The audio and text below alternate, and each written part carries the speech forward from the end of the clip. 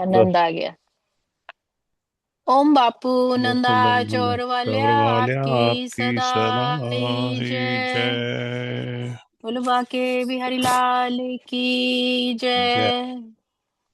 प्यारी सास संगत जी, बहुत ही हम भाग्यशाली हैं कि हमें रोज मालिक उठा देते हैं, श्वासें दे देते हैं, नया जीवन दे देते हैं कि हम उसका नाम सिमरन करें, उनका भजन सुन सकें। और सौभाग्यशाली इसलिए हैं क्योंकि हमें जूम सत्संग पे आके महाराज जी किसी ना किसी रूप में दर्शन दे देते हैं। तो हम बड़े कृतार्थ अपने आप को समझते हैं कि प्रभु कृपा करते रहते हैं किसी ना किसी रूप में आके। और पिछले दिनों हमने भागवत भी सुनी, श्रवण की। तो ये बड़ा अच्छा मालिक ने हम पर कृपा करी है, हम उनके बहुत बहुत शुक्रगुजार हैं। चलिए इसी श्रृंखला में श्रीमद् भगवत गीता जी के श्लोक श्रवण करेंगे, जो बहुत सुंदर अध्याय चल रहा है। हरे कृष्ण कृष्ण कृष्ण हरे हरे, हरे राम राम राम हरे हरे। हरे कृष्ण कृष्ण कृष्ण हरे हरे, हरे राम राम राम हरे हरे। हरे कृष्ण कृष्ण कृष्ण हरे हरे, हरे राम राम राम हरे हरे, राम राम हरे हरे, राम राम हरे हरे। बाके बिहारी लाल की जय। जुगल जोड़ी सरकार की जय। वसुदेव सुतं देवं कंस चाणूरमर्दनम, देवकी परमानंदं कृष्णं वंदे जगद्गुरुं, कृष्णं वंदे जगद्गुरुं। ओम श्री परमात्मने नमः। श्रीमद् भगवत गीता अथ त्रयोदशोऽध्यायः। प्यारी सात संगत जी, हम 13वें अध्याय का श्रवण कर रहे हैं। क्षेत्र क्षेत्रज्ञ, खेत और खेत को जानने वाला। सीधी सी भाषा में ये भगवान इसमें ये बताने का हमें ये संदेश दे रहे हैं, इसमें ये प्रयास किया गया श्लोकों द्वारा कि ये जैसे हमारा ये पूरा शरीर एक खेत के समान है, जिसमें जो भी हम अपने कर्मों के बीज बोते हैं उसकी फिर हमें फसल सुख दुख के रूप में काटनी होती है। और ये पूरा संसार भी एक तरह से क्षेत्र है और उसके अंदर हम हैं, और उसी तरह हमारा शरीर भी पूरा एक क्षेत्र है और उसके अंदर मैं है। तो इसीलिए गुरु नानक जी ने भी कहा है, जो ब्रह्मंडे सोई पिंडे, जो बाहर है सृष्टि में वो हमारे अंदर है। तो उन सबको जानने वाला क्षेत्रज्ञ परमात्मा स्वयं मालिक है। हम सबको नहीं जानते, लेकिन वो सबके कर्मों का हिसाब किताब जानते हैं। इसीलिए इस अध्याय में बड़े साइंटिफिकली ढंग से उन्होंने प्रमाण के साथ सब कुछ बताया है। ये शरीर कैसे बना है, पिछले श्लोकों में हमने श्रवण किया था। ये शरीर किससे बना हुआ है? 5 महाभूत बताए, पृथ्वी जल तेज वायु और आकाश, ये 5 महाभूत। अब ये महाभूत क्यों किया? क्योंकि ये पृथ्वी से उठे हुए हैं सब चीजें।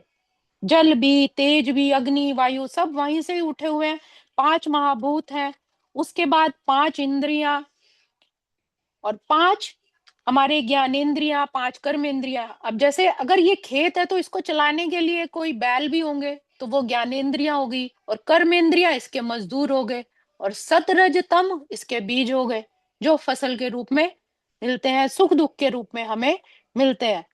और 5 जो इंद्रियां बताई थी, ध्वनि स्पर्श रूप रस गंध, ये जो हमारी जो होती हैं इंद्रियां, उनके ये आगे विषय है।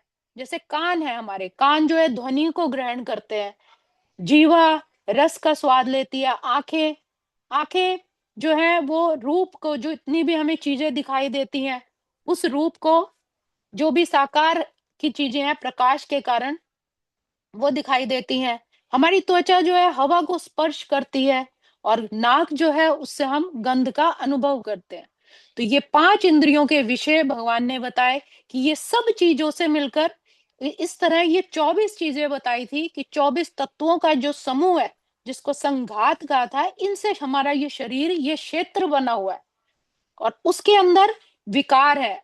ये जो क्षेत्र है इसमें परिवर्तन कैसे कैसे होते हैं, क्या क्या चीजें इसको प्रभावित करती हैं? इच्छा, द्वेष, सुख दुख, चेतना, धृति। जितनी भी इच्छाएं होती हैं, जितने भी हमारे द्वेष, कामना, अभिमान के कारण होते हैं, सुख दुख, ये सब इनको विचलित कर देते हैं। धृति मतलब धारणा शक्ति, धैर्य। और चेतना, प्राण कभी कम ज्यादा, शोक चिंता से हमारे जो है चेतना भी प्रभावित। तो जो सब चीजें प्रभावित करती हैं ये विकार भगवान ने बताए हैं। भगवान कह रहे हैं कि जिनको ज्यादा उसमें चाहिए तो वो वेदों का ग्रंथ, वेदों को, ग्रंथों को पढ़े, जो हमारे ऋषि मुनियों ने अपने अनुभव से बताया, लेकिन वो सबके लिए संभव नहीं है। इसलिए अर्जुन ने जो के प्रश्न करने पर भगवान उसको संक्षेप में बता रहे हैं कि अर्जुन मैं तुम्हें ये संक्षेप में बता रहा हूं। तो इनसे सब तत्वों से मिलकर जो हमारा शरीर बना है, भगवान उसको यहाँ पर बता रहे हैं। और शरीर के साथ तदात्मय कर लेने से ही इच्छा द्वेष विकार पैदा होते हैं। ये जो विकार है, जब हम उसको अपनी आइडेंटिटी बना लेते हैं तब ये विकार बन जाते हैं, और उन विकारों का स्वयं पर असर पड़ता है। हमारी इच्छाओं का असर पड़ता है, हमारे हाव भाव बदल जाते हैं, सुख दुख में, चेतना में, डर में, या धैर्य में, कितना धैर्य रखना है, कभी नहीं रखना, अधीर हो जाते हैं। तो ये सब इन चीजों का असर पड़ता है, इसीलिए इनको विकार कहा गया, दोष कहा गया। इसीलिए भगवान शरीर के साथ किए गए तदात्मय को मिटाने के लिए आवश्यक 20 साधन कहा है। अब भगवान आगे के श्लोकों में ये बताएंगे कि ये जो विकार है हम इनसे कैसे बच सकते हैं, कैसे हम इनसे मुक्त हो सकते हैं, अपने आत्म तत्व को पहचान सकते हैं। सिंपल सी एक बात है कि जब हम कहीं जा रहे होते हैं तो किसी जमीन पर कितनी अच्छी फसल है हम उसको देख के बता देते हैं कि ये तो बड़ी सुंदर फसल है, अर्थात उसके बीज अच्छे होंगे तभी उसकी फसल दिख रही है। अगर उसके बीज ही अच्छे नहीं होंगे तो वो फसल भी खराब है, कि कितने खराब ये इसकी फसल लग रही है, कितने खराब पेड़ पौधे से लग रहे हैं। अच्छा मतलब बीज क्वालिटी का नहीं है, तो वो देख के पता चल जाता है। उसी तरह जो ज्ञानी पुरुष होते हैं उनके लक्षणों को देख के पता चल जाता है कि उनमें विकार है या नहीं, मतलब विकारों से वो दूर ही है, अविकारी है। तो हमें अपने शरीर के विकारों को दूर करने के लिए ऐसे ही अविकारी पुरुषों की संगति करनी चाहिए, संत महापुरुषों की शरण में जाना चाहिए। इस संदर्भ में अगले श्लोक आ रहे हैं। अमानित्वमदम्बिन्त्वम् अहिंसां शान्तिरार्जवम् आचार्योपासनं शौचं स्थैर्यमात्म विनिग्रहः। सबसे पहले इन विकारों से मुक्त होने के लिए भगवान कहते हैं अमानित्वम, मतलब विनम्रता। मुझे मान नहीं चाहिए, इसी को ही अमानित्वम कहा गया है। मैं मान्य हूं, मैं तो आदरण योग्य हूं, मुझे मिलना चाहिए। परंतु यह भाव उत्पत्ति विनाशील शरीर के साथ तदात्मय होने से है। जब हम स्वयं को मैं मान लेते हैं ना कि मेरा तो आदर सम्मान होना चाहिए, मेरी तो बहुत प्रशंसा होनी चाहिए, मैंने इतना अच्छा काम किया। भगवान कह रहे हैं ये मानीपन जो है साधक को जितना कम रहेगा उतनी ही जड़ता का महत्व कम रहेगा। मान अपमान के चक्कर में नहीं पड़ना, हमें मान मिल रहा है नहीं मिल रहा है उसमें पड़ना ही नहीं, क्योंकि यही चीजें हमें बांधती हैं। और साधक उतना ही फिर चिन्मयता की तरफ बढ़ता है। अगर हम मान के चक्कर में ना पड़े तो हम परमात्मा की तरफ पड़ेंगे। मान को पकड़ के बैठेंगे तो ये हमारी जड़ता है। तो इसके लिए उपाय क्या करना है? जब साधक खुद बड़ा बन जाता है तब उसमें मानीपन आ ही जाता है, स्वाभाविक है। अतः साधक को चाहिए कि जो श्रेष्ठ पुरुष है, साधन में अपने से बड़े हैं, तत्वज्ञ हैं, जीवन मुक्त है, उनका संग करे, उनके पास में रहे, उनके अनुकूल बन जाए। इसी से ही उसका ये मान पाने वाला जो है ना मन में, ये अपने आप दूर होता चला जाएगा। अपने आप के विकारों को मिटाने के लिए भगवान आगे साधन भी बता रहे हैं। सबसे पहले कहा है कि मान अपमान से दूर रहना है, अमानित्वम, कि विनम्र रहना है, मान के चक्कर में नहीं पड़ना कि सब हमारे आरती ही उतारते रहे। अब इसी संदर्भ में कहते हैं कि संत सभी को मान देने वाले हैं, स्वयं अमानी रहते हैं। हमेशा आपने देखा होगा हमारे जितने भी गुरु महाराज है कभी अपनी वडियाई नहीं करते, हमेशा कहते हैं मैं दास हूं सबका, हमेशा सामने वाले को ही सम्मान देते हैं, कभी भी उनकी मान पाने की इच्छा ही नहीं हुई। सदा दूसरों का मान आदर सत्कार बड़ाई देने का ही स्वभाव उनका रहता है। तो ऐसे स्वभाव तभी बन सकता है जब वो दूसरे को किसी न किसी दृष्टि में अपने से श्रेष्ठ माने। हमें अपना दृष्टिकोण ही ऐसा बनाना है कि सामने वाले को हमेशा सम्मान देना है, और इस चक्कर में नहीं देना कि हम इसका सम्मान दे रहे हैं तो बदले में ये भी हमें सम्मान करे। ये भावना भी भगवान कह रहे हैं नहीं आनी चाहिए, क्योंकि उसकी प्रकृति में हर जीव कहीं ना किसी गुण में श्रेष्ठ होता है। अगर हम देखें कि मधुमक्खी है, कितना सुंदर अपना छत्ता बनाती है, कैसे शहद इकट्ठा करती है, हम वैसा काम कर सकते हैं? नहीं कर सकते। एक टेलर बर्ड होती है, एक एक धागा एक एक तार चुन चुन के जो अपना वो घोंसला बनाती है, हम चाहें तो बड़े से बड़ा आर्किटेक्ट भी वैसा नहीं कर सकता। जो गंगा जल की पवित्रता है शुद्धता है, हम वैसा नहीं बना सकते। जो परमात्मा की बनाई हुई चीजें हैं वो अपने आप में श्रेष्ठ है, हम भी अपने आप में श्रेष्ठ हैं, लेकिन हमने उल्टी सीधी चीजों में अपने आप को फंसा के पतित किया हुआ है, अपने आप को नीचा गिराया हुआ है। अतः साधक को चाहिए कि वो दूसरे की विशेषता की तरफ दृष्टि रखकर सदा सम्मान करे। इस प्रकार दूसरों को मान देने से भीतर का जो अहम भाव है वो स्वतः ही अभाव होता चला जाएगा। दूसरे को मान देने का साधक का ये उद्देश्य नहीं होना चाहिए कि बदले में मुझे भी मिले, अर्थात मान की शून्यता, मुझे तो मान चाहिए ही नहीं। ये वाला भगवान ने इसमें अमानित्वम के संदर्भ में कहा है। दूसरा कहा है अदिम्भत्वम। अदिम्भ का मतलब है दंभ, दिखावटीपन। लोग हमारे अच्छे गुणों को देखेंगे, हमारा सत्कार करेंगे, ऐसे हमें माला पहनाएंगे, पूजा करेंगे, हमें ऊंचे आसन पे बिठाएंगे, ऐसे लेकर अपने वैसा गुण न होने पाए। ऐसा गुण तो नहीं है, लेकिन यही करना है कि सब लोग हमारी पूजा करें, हमारे ही सब कुछ माने, दिखावट। भगवान कहते हैं ये सब दंभ है, दिखावट है। जैसे आजकल विवाह शादी में भी हम देखते हैं बहुत ज्यादा लोग पैसा खर्च करते हैं, चाहे खुद उनकी इतनी औकात है नहीं, फिर भी उधारी लेकर या कुछ भी। इसमें मैं क्षमा मांगती हूँ अगर किसी को बुरा लगे, लेकिन जो परमात्मा के मुखारविंद से निकले हुए हैं मैं उसी का ही वर्णन कर रही हूँ कि दिखावट में नहीं पड़ना। दिखाते हैं कि बहुत बड़े वायुयान पर जो है वहां से फूल वर्षा हो रही है, तो यात्रा करते समय पवित्र आचरण वाले सज्जन भी मान सत्कार आदि के लिए अपवित्र खाद्य पदार्थ लेते देखे गए हैं। भले ही तीर्थ यात्रा के लिए जा रहे हैं लेकिन उनका खान पीन शुद्ध नहीं है। दिखा रहे हैं ना दूसरों के कि हम कितने बड़े सेवादार हैं, हम कितने तीर्थों पे जाते हैं, लेकिन खाना पीना उनका अशुद्ध है। तो भगवान कह रहे हैं ये दिखावट है, सब दिखावट है। कि समुदाय में कुछ अच्छे लोगों के समुदाय पे मान सत्कार कीर्ति प्रतिष्ठा आदि की प्राप्ति के लिए इच्छा से अपने को बाहर से तो धर्मात्मा दिखाना कि हम बहुत बड़े सेवक हैं, भक्त हैं, धर्मात्मा है, लेकिन अंदर से आपकी वृत्ति बहुत खराब है, तो ये भी दंभ है। कोई साधक एकांत में बंद कमरे में बैठ के जप तप ध्यान चिंतन कर रहा है और साथ में ही आलस निद्रा भी ले रहा है, परंतु जब बाहर से उस पर श्रद्धा पूज्य भाव रखने वाले किसी आदमी की आवाज आती है, तब उस आवाज को सुनते ही सावधान होकर फिर दोबारा जप तप ध्यान करने लग जाता है, तो उसके नींद आलस सब भाग जाते हैं। ये भी एक सूक्ष्म दंभ है। आप दिखावट कर रहे हो कि जब तब ध्यान में बैठे हो, अचानक नींद आ गई, सो गए, किसी ने दरवाजा खटखटाया, फिर उठ के बैठ गए। भाव तो ये होना चाहिए कि जिसने आपको उठा दिया उसका शुक्रिया अदा करें कि अच्छा हुआ इसने मुझे उठा दिया, नहीं तो मैं नींद में सोता ही रह गया। दिखावट नहीं करनी कि हम बड़े धर्मात्मा हैं। तो साधक को अपना उद्देश्य एकमात्र परमात्मा की प्राप्ति रखनी चाहिए, लोगों को दिखाने का किंचित मात्र भी नहीं होना चाहिए। इसलिए उसको कोई अच्छा बुरा ऊंच नीच कुछ भी समझे, उसकी तरफ ध्यान ना देकर केवल परमात्मा की भक्ति ही करनी चाहिए। तो ऐसी सावधानी रखने से भगवान कहते हैं दंभ मिट जाएगा, हमारा जो दिखावटीपन है वो मिट जाएगा। अहिंसा, मन वाणी और शरीर से कभी किसी को किंचित मात्र भी दुख ना देना ही अहिंसा है। तो कर्ता भेद से हिंसा भी 3 प्रकार की होती है।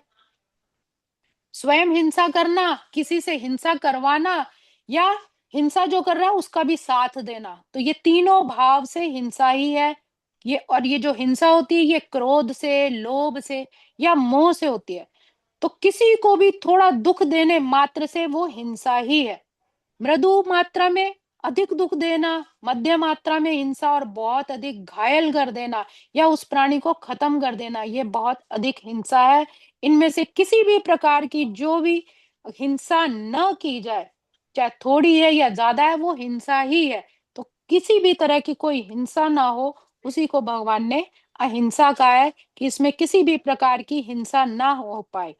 तो ऐसे साधारण प्राणी को अपने शरीर का ऐसा साधारण प्राणी अपने शरीर का सुख चाहता है, ऐसे ही साधक को अपने सुख में अपना सुख, सबके हित में अपना हित और सबकी सेवा में ही अपनी सेवा माननी चाहिए। कि अगर मुझे इससे सुख मिल रहा है तो मैं दूसरे को ना दूं दुख, उसको भी ऐसे ही सुख की होनी चाहिए। जैसे जीव हत्या, अगर मेरे को कोई मारेगा तो मुझे दुख पहुंचेगा, तो इसी तरह दूसरे जीव के ऊपर भी हमने ऐसा नहीं उसको कष्ट पहुंचाना। जैसे लोग गाय पे रंग डाल देते हैं या डॉगी को कुछ कर दिया, वो चीज भी आहत होते हैं, क्योंकि अगर हमारे साथ कोई वैसा सलूक करे तो हमें दुख लगेगा।